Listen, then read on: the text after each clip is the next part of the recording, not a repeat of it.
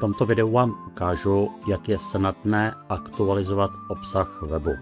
Možná po zhlédnutí ukázky budete mít pocit, že je to opravdu jednoduché. Je to jednoduché, ale přesto doporučuji, než se budete pouštět do úprav webu, vždycky před začátkem vašich prací proveďte zálohu celého webu. To pro případ, kdyby se vám něco nepovedlo, abyste se mohli vrátit k předchozí verzi. V dalším e-mailu vám ukážu, jak se záloha webu provádí. Takže pojďme si ukázat, jak se aktualizuje obsah webu. Já jsem v tuto chvíli přihlášený do administrace webu, to poznám podle toho, že nahoře svítí tento černý pruh a kliknu na odkaz upravit s Elementorem. Web se přepne do editačního režimu. A platí pravidlo, tu stránku, kterou si prohlížím, tu edituji. Já teď ukážu, jak je vlastně vytvořená webová stránka. Tak jak se posouvám kurzorem myši po stránce, tak se vždy objevuje kolem růžový rámeček. Vlevo, nahoře, vpravo, dole. Ukážu na nadpis a zase kolem růžový rámeček, vpravo nahoře symbol tužka. Ukážu na tento text, zase kolem růžový rámeček, vpravo nahoře symbol tužky. Ukážu na tlačítko, kolem růžový rámeček a vpravo nahoře symbol tužky. A tak je to vlastně na celém webu. Ta webová stránka je poskládaná z různých prvků. Ty prvky jsou vidět po levé straně a je jich tam několik desítek. Nadpisy, obrázky, videa, oddělovače, tlačítka a tak dále. Z těchto komponent je postavená webová stránka. Tak, já se vrátím na začátek. Pokud budu chtít změnit barvu tohoto nadpisu, pozor, teď některé úpravy, které budu dělat, nebudou dávat smysl. Ukazuje jenom proto, abyste viděli, jak se obsah stránky edituje. Takže pokud budu chtít změnit barvu tohoto nadpisu, kliknu vpravo nahoře na symbol tužky a v tom okamžiku se změní levý panel. Levý panel obsahuje informace, které jsou relevantní pro ten prvek, který jsem právě měl označený a kde jsem kliknul na symbol tužky. Ten prvek má 3 záložky, obsah, CSS a pokročilé. A já vždycky majitelům webu říkám, těch možností, co se kde dá nastavit, je strašně moc.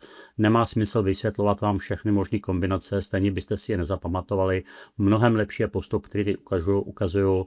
Kliknu a hledám to, co mě zajímá. Já chci změnit barvu a dívám se na této záložce, jestli někde neuvidím informaci o barvě textu. Tady je. A buď si vyberu barvu podle sebe. Vidíte, jak se barva mění? A nebo jsou u webu připravené předdefinované barvy. Třeba oranžová. Hotovo. Další, na co bychom se mohli podívat, je sekce zarovnání. Nadpis je teď zarovnaný vlevo. Pokud byste ho z nějakého důvodu chtěli mít uprostřed, stejně jako v Wordu, kliknete na ikonku na střed. Pokud byste chtěli změnit velikost písma, tak budete hledat zase část, kde se píše o písmu. Klikám na symbol tužky a vidím, že už je tady nějaká velikost 90. Dám velikost 50, nadpis se zmenšil. Dám velikost 150, nadpis je obrovský. Pokud byste chtěli změnit vzhled toho písma, podobně jako ve Wordu, kliknu na seznam rodina. A tady je připraveno několik set fontů různých písem. To, co se vám bude líbit, můžete si nastavit. Tak, pokračujeme dál. Tady je další sekce s 2 větama. Klikám vpravo nahoře na symbol tužky. Obsah levé záložky se mi změní a zase je tam záložka obsah, CSS, pokročilé. I toto budu chtít vycentrovat. Kliknu na záložku CSS a na tlačítko na střed. Tahleta sekce má nastavený na pozadí obrázek. Ten já změním takto.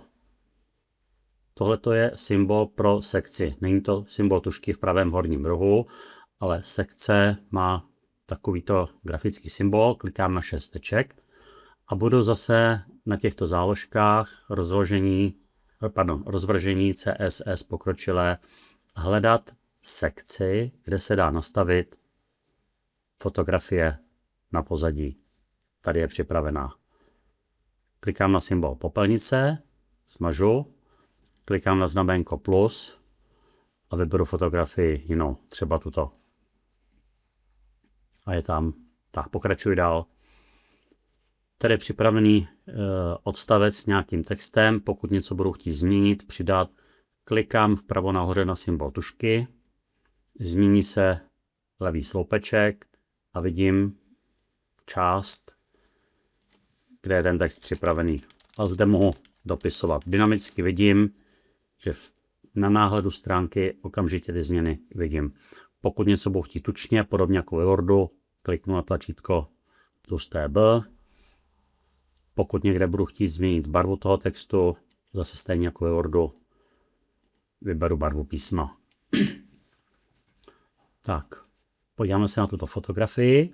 Tato sekce, to poznám podle tohoto záhlaví, je rozdělená na dvě části. Levá, pravá. Obě části jsou sloupec. Levý sloupec, pravý sloupec. Že je to sloupec, poznám podle toho, že v levém horním rohu je takovýto symbol. Kliknu na něj a pokusím se vyměnit fotografii tohohle řemeslníka. A zase budu v levém panelu hledat tu část, kde se dá pracovat s fotografiemi. Tady je. Klikám na symbol popelnice, klikám na znaménko plus a vybírám jinou fotografii. Je tam. Pokračuji dál. A poslední ukázka. Tady mám připravené takovéhle 4 sloupečky. Pokud budu chtít změnit jejich pořadí, stačí uchopit za symbol tužky a přetáhnu tu poslední, která se jmenuje opravy a úpravy, na první pozici a pouštím. Opravy a úpravy jsou na první pozici. To byla rychlá ukázka, jak lze aktualizovat obsah webu. Znova opakuju, těch možností je tam strašně moc. Už mnoho let říkám, než jak web vypadá vzhledově, mnohem důležitější je, co tam je napsáno, co ten váš návštěvník webu se dozví, jak si získáte jeho pozornost a aby on věděl, ten návštěvník webu, co má udělat. Pokud jsem s úpravami spokojený, stačí kliknout na tlačítko publikovat a v tom okamžiku všechny změny, které jsem teď provedl, by byly dostupné okamžitě hned na internetu. Já to samozřejmě dělat v tuto chvíli nebudu.